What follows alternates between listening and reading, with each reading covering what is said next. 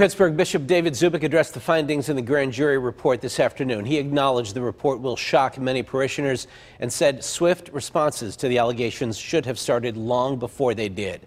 John Delano joins us now with more from the bishop. John. Yes, Ken and Christine, I'm over at the offices of the Diocese of Pittsburgh, where Bishop David Zubik just completed about a 45-minute press conference answering a lot of questions from reporters. Of course, this comes in the aftermath of these multiple couple hundred-page report on the Diocese of Pittsburgh specifically and about a number of priests. The bishop began by apologizing, saying, "We are sorry. I am sorry to those who were victims of this child sexual abuse in the Diocese of Pittsburgh." But the bishop insists that most of this stuff occurred long before he was here. 90%, he said, of the child sexual abuse occurred before 1990, and that things today are not like they were way back when. But he was pressed repeatedly by me and by other reporters on the whole issue of cover-up. To what extent did the Diocese of Pittsburgh, did priests, did the bishops themselves participate in all of this kind of cover-up, specifically going back to a case a number of years ago when he assisted then Bishop Donald World? Let's take a listen to what Bishop Zubik had to say.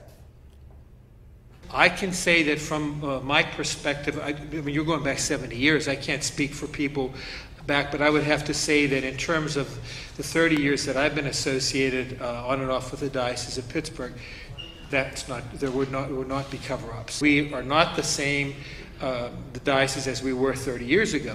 Part of what happened at that particular time, because everybody was having a hard time trying to deal with sexual abuse of minors, whether it was somebody in the church or not, that we relied pretty heavily on treatment centers. And when a treatment center would say, well, we think this person doesn't show any signs of ephebophilia or pedophilia, they can exercise ministry. I think that stopped in 2002 when we began to learn from those realities to say we needed to do things a lot more thoroughly. I gave the bishop all the information that we had at hand.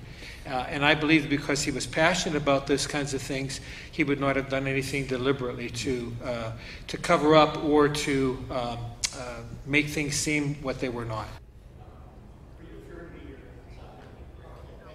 Well, again, he's referring to then Bishop World, now Cardinal World, and his own role as an assistant to the then bishop in all of this alleged cover-up information that is now coming out as part of the grand jury report. I did ask Bishop Zubik if, in fact, he could state with certainty that there is no sexual abuse going on by priests now in the Diocese of Pittsburgh. He insists that there is none going on as far as he knows, and there was a lot more information coming back and forth about what is called redacted information, sort of blacked out information in the grand jury's report. We're going to talk about that coming up at 6. Live at the Catholic Diocese in downtown Pittsburgh, I'm John Delano, KDKA-TV News.